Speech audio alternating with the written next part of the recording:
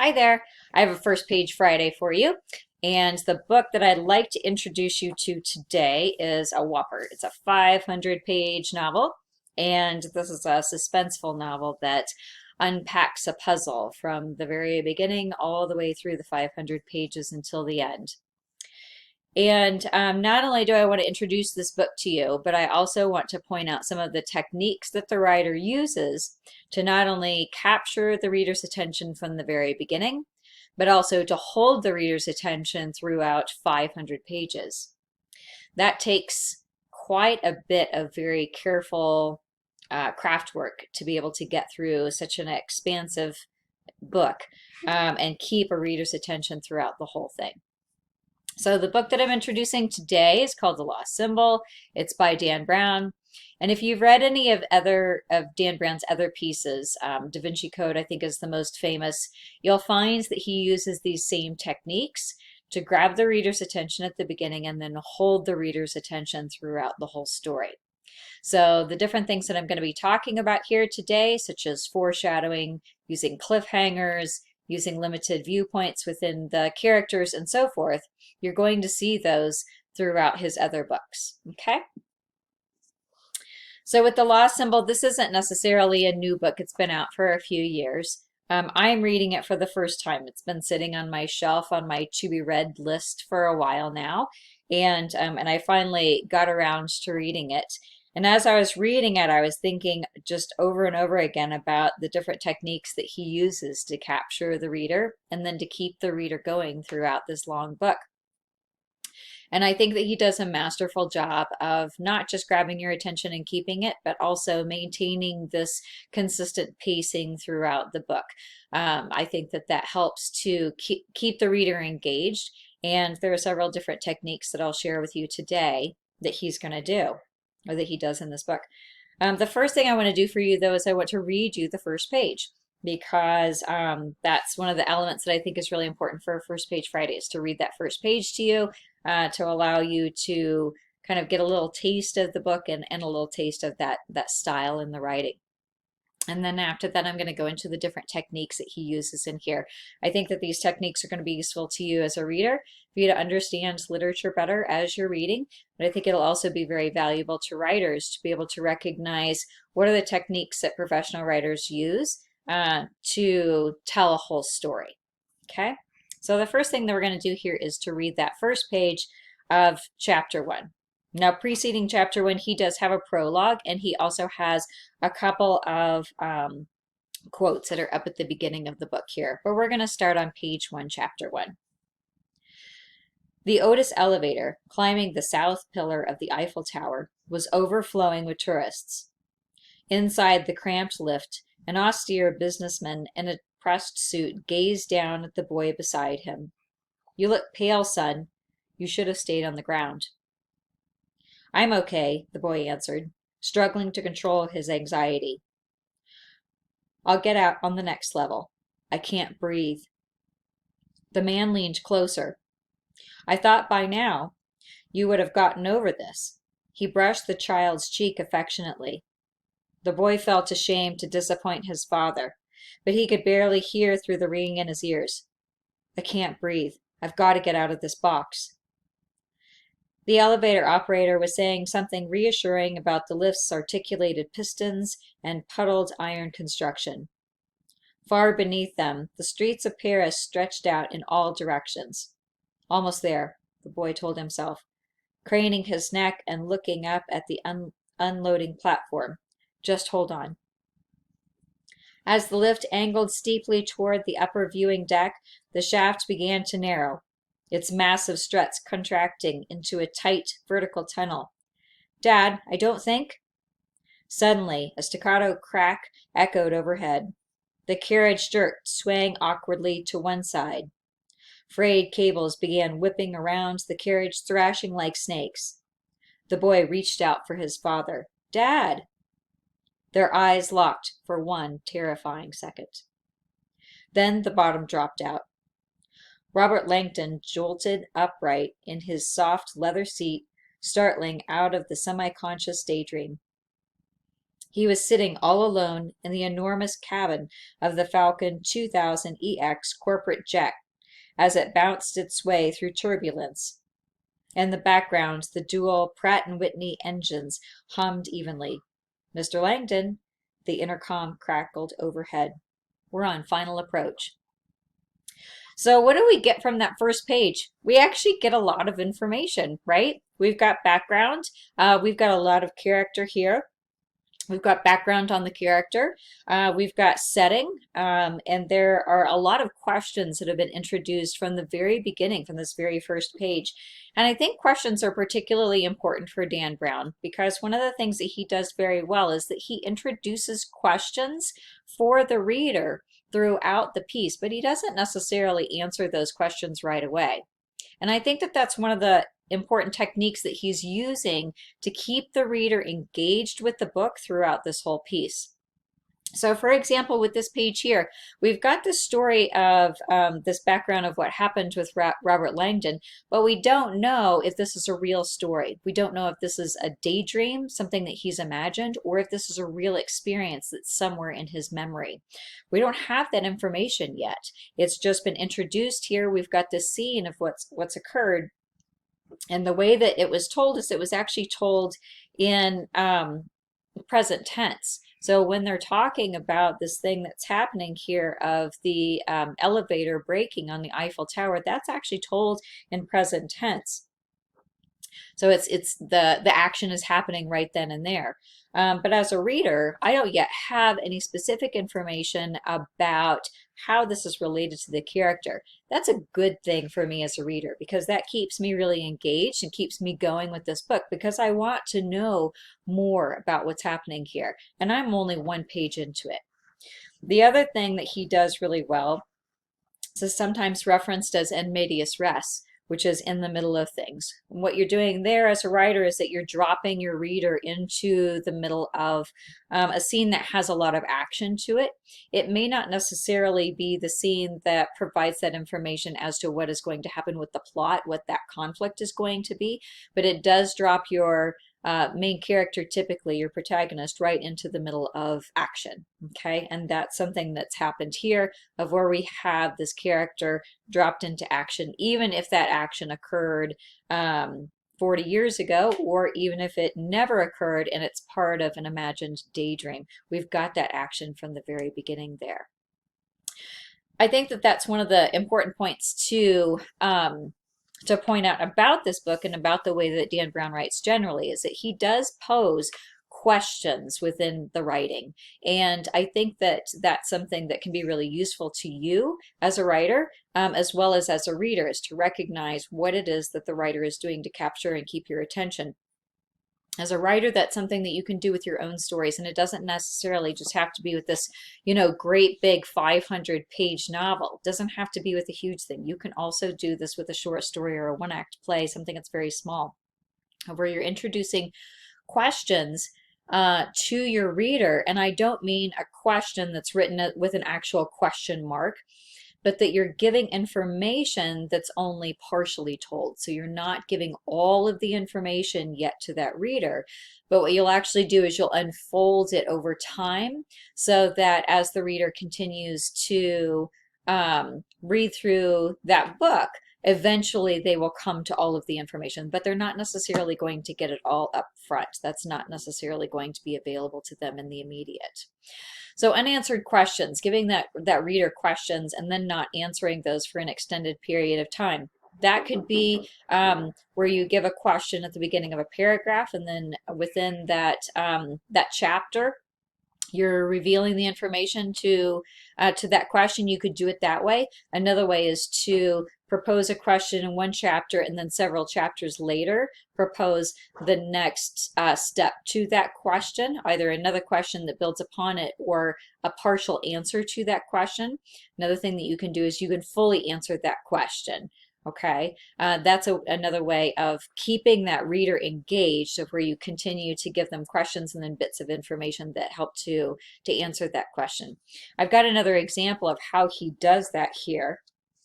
One of the things that he does is that he gives he offers a question up I'm on page 198 at the end of chapter 49 here.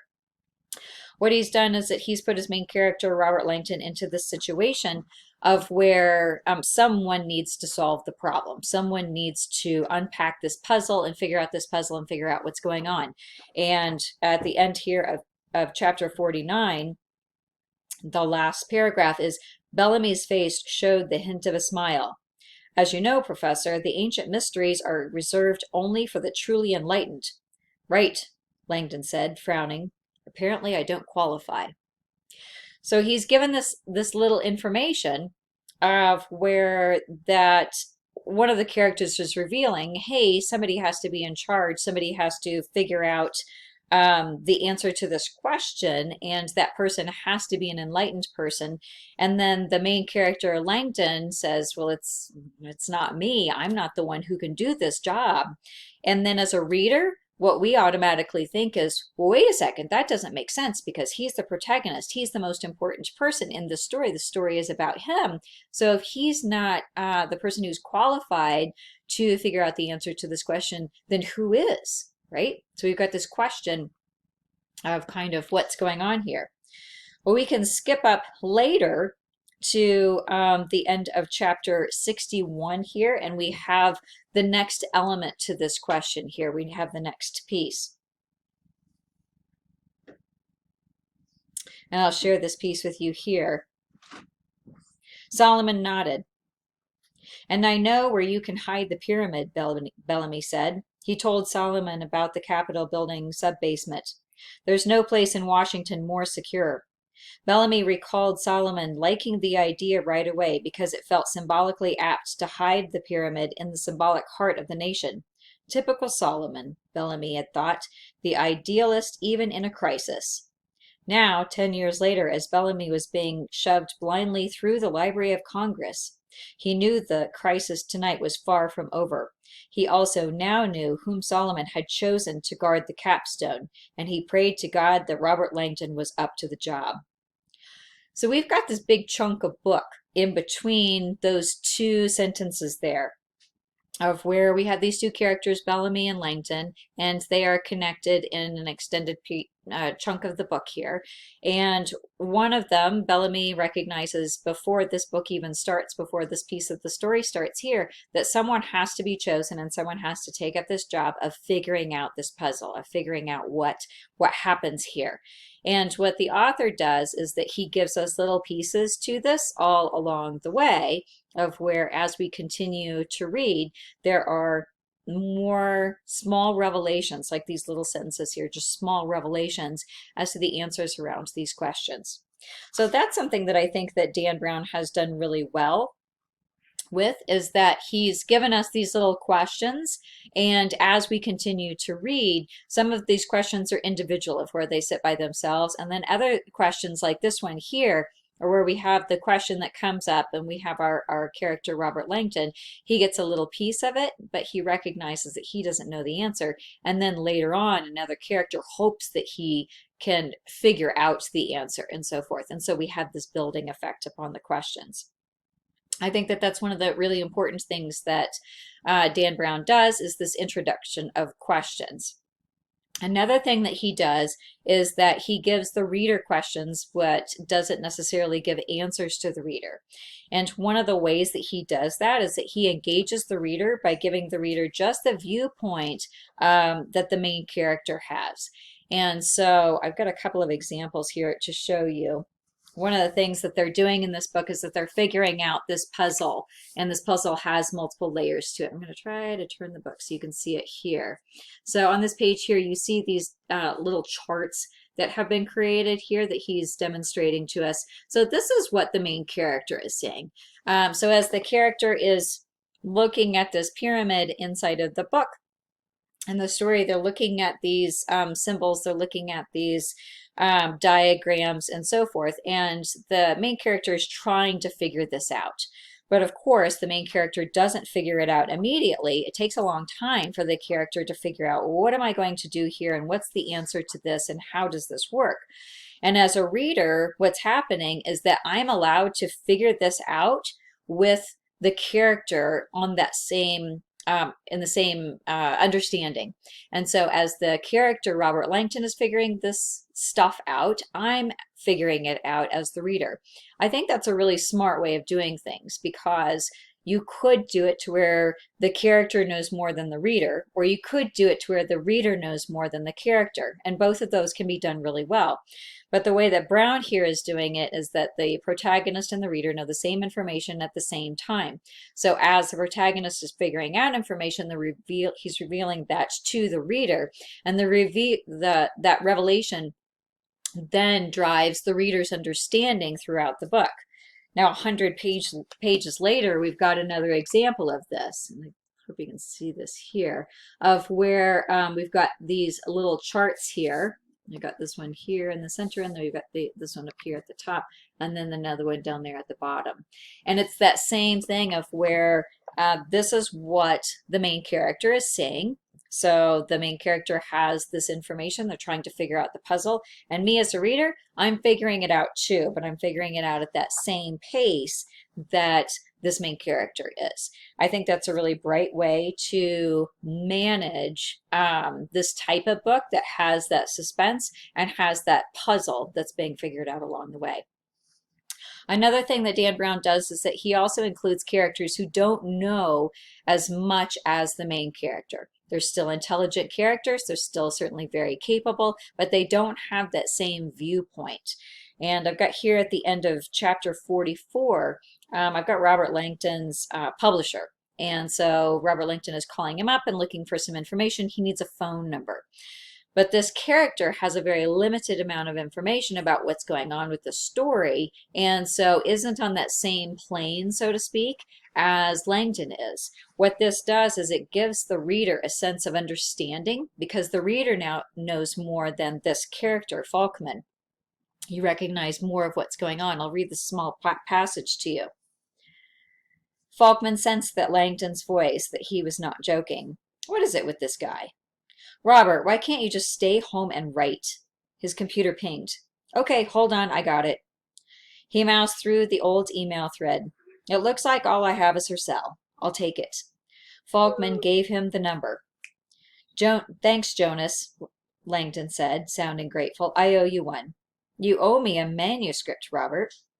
Do you have any idea how long? The line went dead. Falkman stared at the receiver and shook his head. Book publishing would be so much easier without the authors. So here we have this example of where, as the reader, I have more information than this character Falkman. And even though this character is intelligent and capable and an important part of the story, that the story would have been much more complicated without this character there, I have more information. And so it gives me a sense of really being involved with the story, because I'm in the middle of the characters in terms of the information that I have available to me. I think that's a smart choice that Dan Brown did when he put the book together, when he organized this information. Now, another thing that he does is that he uses foreshadowing and cliffhangers. These he does really well. And what he's doing here, we'll start off with the foreshadowing. So foreshadowing is where you suggest that something could happen, and then voila, later on down the story, it ends up happening, or something like it ends up happening, right? It's foreshadowing, so it's suggesting something that could occur later on. So I have an example of this to share with you. This is in chapter 61, and you've got a couple of the characters talking here about what could happen, okay? Solomon stared blankly into space. I mean, Bellamy pressed, not to say anything about the pyramid. Solomon's face went blank. I really don't know what to say, Warren. I'm not sure I even know him anymore. Bellamy rose and walked slowly back and forth before the large desk. Peter, you have followed your family duty, but now, considering what just happened, I think we need to take precautions. I should return the capstone to you so you can find a new home for it. Someone else should watch over it. Why? Solomon asked. If Zachary tells anyone about the pyramid and mentions my being present tonight, he knows nothing of the capstone, and he's too immature to know the pyramid has any significance. We don't need a new home for it. I'll keep the pyramid in my vault, and you will keep the capstone wherever you keep it, as we always have. So we have this what if that's presented by one of the characters, Bellamy here. And this character is suggesting, hey, I'm concerned about this. Could this thing happen? And later on, something along those lines ends up occurring. I'm not going to give you all of the information there so that you can read it for yourself and figure out what happens. But that's one of the ways that Dan Brown uses, one of the techniques that he uses to keep our attention, to keep us connected to the book, is that he gives us these wonderful little foreshadowing pieces. Now, as you're using foreshadowing as a writer, I would not suggest that you use it frequently. This is not something that you want to drop into every paragraph, and it's not even something that you want to drop into every page. I would recommend that if you're going to use foreshadowing, that you use it sparingly. So you might use it, if you're doing an extended piece like a novel of this size, I wouldn't suggest using it maybe more than every 20 or 30 or even 50 pages, where you're just using it in these little pieces here and there. And it's like this tends to work out really well, where you just got this little line or two where you're revealing, hey, I've got this concern, hey, this thing could happen in the future. A character says that or thinks that, hey, what about this as a possibility? Oh boy, things would go really bad if this happened. Well, now you've got that information out there of, oh boy, things would be really bad if this happened. That's foreshadowing there. And then some element of that would happen, right? That's what you want that bomb to drop later on in the story. Another thing, and the last thing that I'll share with you, is that or one of the last things, I have two things left to share with you, is that Dan Brown uses cliffhangers. And cliffhangers, I'm sure that you're familiar with this, because if you've ever watched a TV show that's in a series and the end of episode 1 ends with some kind of question or some sort of scene that gives you a little flash of, hey, this happened to this character, watch next time and see what's going to unfold. Every story that's written in a series, they'll include these cliffhangers. Cliffhangers can go in the middle of chapters. They don't have to go only at the end of chapters, but you'll see with a lot of writers, especially contemporary writers that are writing a suspense novel like this, they'll put those cliffhangers at the end of the chapters. That keeps that reader reading, because they go, oh, I got to the end of the chapter, and then, oh my gosh, you're saying that I don't know what happened here. There's a question here. There's an unknown. Does the character survive? What happens? Do they dismantle the bomb? Do they find the gold? What happens? So when you have those kinds of questions, those cliffhangers that are added in the middle of chapters and at the end of chapters, it makes the reader go, wait a second, now I'm going to turn that page, right? And it keeps those pages going, keeps that reader moving forward. And that's how you get somebody through a 500-page book. So I'll just give you a cliffhanger or two here so that you get a sense of what those sounds like, so that as you're doing your own reading, you can recognize what that is. So I'm at the end here of chapter 59, page 234. But Bellamy was already pulling levers. All the different conveyors in the room hummed to life. Langton felt himself jolt into motion, and the ceiling began moving overhead. God save me. As Langton approached the opening in the wall, he looked back and saw Warren Bellamy race through the doorway into the stacks, closing the door behind him. An instant later, Langton slid into the darkness, swallowed up by the library, just as a glowing red laser dot came dancing down the stairs. So that second half of that last sentence is just as a glowing red laser dot came dancing down the stairs. That's a gun. So that's where a person has that laser on the gun that allows them to use that laser as a means for identifying their target and shooting correctly at the target, right? So that's what you have here. So you've got the characters, Bellamy and Langton, and they are separating. Langton is going to one place for safety. Bellamy is going to another place. And then you have this unknown character who's being added into the story. And that unknown character, we just have the visual, right? We just have that little piece there that says there's danger. Right? There's the little dots, the little laser. Oh my gosh, what will happen? We don't know. I'm going to give you one more cliffhanger so that you can get an extra little taste of this, because I think that these can be really valuable. Again, especially if you're writing a novel, especially if you're writing something that continues, even a series of short stories where they may be connected by theme or topic or character or something like that, you could use these cliffhangers. This one here is at the end of chapter 80, and what we have here is, this is page 300. As the agent departed, the door hissed again, and then everything fell silent. Sato picked up the metal case, laid it across her lap, and popped the clasp. Then she raised her eyes slowly to Bellamy. I did not want to do this, but our time is running out, and you've left me no choice. Bellamy eyed the strange briefcase and felt a swell of fear. Is she going to torture me? He strained at his cuffs again. What's in that case? Sato smiled grimly. Something that will persuade you to see things my way. I guarantee it. So now we're left with this question. Oh my gosh, what's going on? This other character, Bellamy, he suggested torture is a possibility. Is that what's going to happen here? We're left with all of these questions. And we don't know what's going on with this character, Sato, because we don't know what her real intentions are within the story, because she's very mysterious in the way that she's presented, and she doesn't give herself up. She doesn't share all of the information about her character. And so we're left wondering, and that's exactly the kind of thing that you want to do with a cliffhanger, of where you're sharing just some of the information, but you're leaving questions there. And those questions are what keep the reader going, right? Because that reader wants to continue turning the page, turning the page, turning the page, to keep moving forward, especially with a book of this size. This is a 500-page book. The last thing that I want to share with you is something that I've seen in a few different contemporary authors. James Patterson does this. Of course, Dan Brown, is this book that we're covering, does this. But one of the things that they do are teeny tiny short short chapters.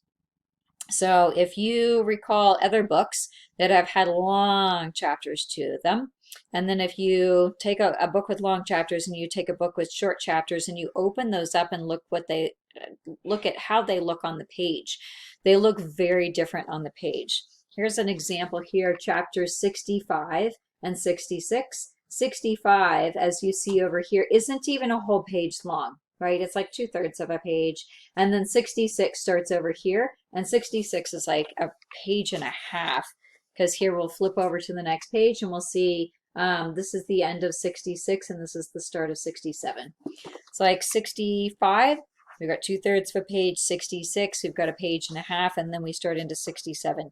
This is a cool little psychological trick that Dan Brown is doing, and like I mentioned, other authors too. What they're doing is they're making you feel successful as a reader. So what you're doing as a reader is that if you open up these chapters and you see, oh, look, chapter 65 is really tiny, and then chapter 66 is pretty tiny too, you keep turning pages is what you do. Because as you're reading there and you see, oh, little chapter, I can keep going, I can keep going, I can keep going, because you've got the questions that have been left here all throughout the book. You've got this lack of information of where you're learning along with the protagonist. You've got these cliffhangers that are giving you little bits of information, and you've got occasional foreshadowing that's saying, hey, by the way, something could happen later on in the story, to give you that what if, is this a scenario that could unfold here? All of those things, all of those elements are working together to keep you turning pages. And when you've got a great big book like this, 500 pages, you need to keep turning pages, right? And Dan Brown certainly doesn't want you to just read the first 50 pages and then give up and say, I can never finish this book. No, he wants you to keep turning the pages. He wants you to finish the book, and then he wants you to go out and buy the next book, because he's written a really engaging story that he wants people to continue reading and reading and reading. So just to wrap it up here, First Page Friday for the last symbol, some different techniques that you can use in your writing. You've got the foreshadowing, you've got the cliffhangers, you've got those short chapters. You're unfolding the puzzle throughout the story. You're giving some of your characters have very limited viewpoints, very limited amounts of information. The reader has more information than those characters, but the reader would have the same information as that protagonist, the same information that they're learning at the same time that the protagonist does. And then you've got these little short chapters. So you've got these combination of chapters that are 1 page, 3 pages, 5 pages, these little short things that keeps all of those different elements, keep the reader turning pages, keep the reader engaged, keep the reader continuing forward with the story. And that's going to keep that reader really excited about the story, really engaged within it. So these are some different techniques that you can certainly use within your own writing. It doesn't have to be with a giant 500-page book. You can certainly use those techniques with a short story or a one-act play or something that's very small and simple as well. But I hope that these little tidbits are of value to you, both as a reader and as a writer. And I hope you're doing wonderfully. And join me next time for the next First Page Friday. Take care. Thanks. Bye-bye.